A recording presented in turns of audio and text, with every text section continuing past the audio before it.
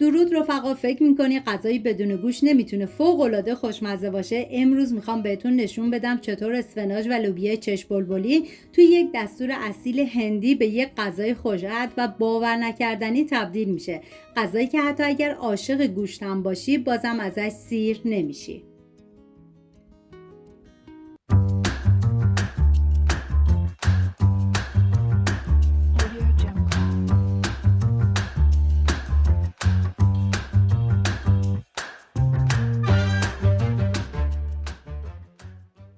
صد و 130 گرم لوبیای چشم بلبلی را از شب قبل خیس کردم و بعد میریزم داخل قابلمه.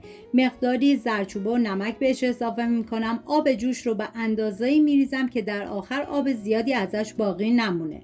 این غذا برای 3 نفر در نظر گرفته شده. شما بر اساس تعداد نفرات مواد کم یا زیاد کنید. نیاز به 400 گرم اسفناج داریم که نه خیلی ریز و نه خیلی درشت خورد کنید. عزیزانی که اسفناج رو دوست ندارن جایگزین میتونن از گشنیز استفاده کنن. من اندازه ها رو هم در طول ویدیو میگم هم داخل دیسکریپشن نوشتم.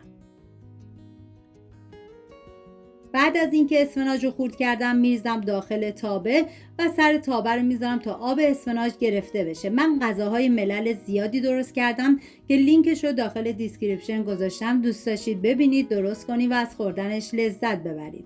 بعد از اینکه آب اسفناج گرفته شد مقداری روغن میریزم تا یه تف بخوره و بعد دیگه حرارت رو خاموش میکنم. 1 عدد پیاز رو به صورت نگینی ریز خورد میکنم و بهتون پیشنهاد میکنم اگر از غذای تکراری خسته شدین حتما این غذای هندی فوق‌العاده خوشمزه رو درست کنید. داخل تابه مقداری روغن میریزم. بعد از داغ شدن پیاز ریز شده رو بهش اضافه میکنم. هم میزنم و میذارم تا پیاز کمی تف بخوره. نیاز به 3 عدد فلفل قلمی تند داریم، 30 گرم زنجبیل، 1 عدد پیاز و 4 حب سیرکی. این مواد رو باید با همدیگه میکس کنیم. همه میدونین که غذای هندی کاملا تند و تیزه، ولی شما اگه غذای خیلی تند و دوست نداشتین میتونید از 3 عدد فلفل قلمی شیرین استفاده کنید.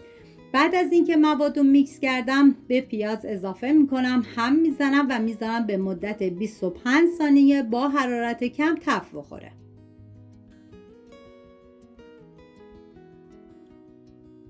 نوبت اضافه کردن ادویه هست، شامل ادویه گرام ماسالا که ادویه گرام ماسالا نسبت به بقیه ادویه ها باید بیشتر استفاده کنید. پاپریکا، پودر تخم گشنیز، زیره، نمک، فلفل سیاه و ادویه کاری. هم میذارم ادویه ها تف بخورن، عطر ادویه ها آزاد بشه. 3 عدد گوجه فرنگی رو با استفاده از دنده درشت رنده میکنن. شما به هر وسیله‌ای که دارین و راحت هستی گوجه رو پوره کنید.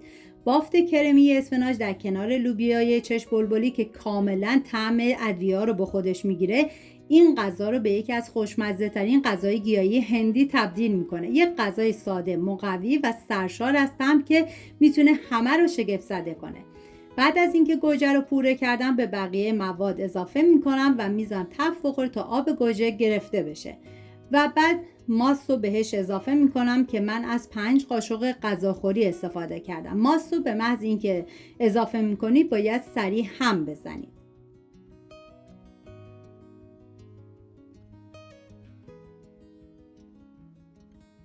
و لوبیای چشم بلبلی بعد از اینکه پخته شد میریزم داخل تابه، هم میزنم تا همه مواد با هم دیگه مخلوط بشن و اسفناج سرخ شده هم میزنم. واقعا من هرچه از عطر و طعم خوشمزگی این غذا بگم کمه. جای تک تک شما دوستان عزیز خالی. و بعد 3 قاشق غذاخوری خامه رو باید رقیق کنید و به مواد اضافه کنید. هم میزنم تا همه مواد با هم دیگه مخلوط بشن.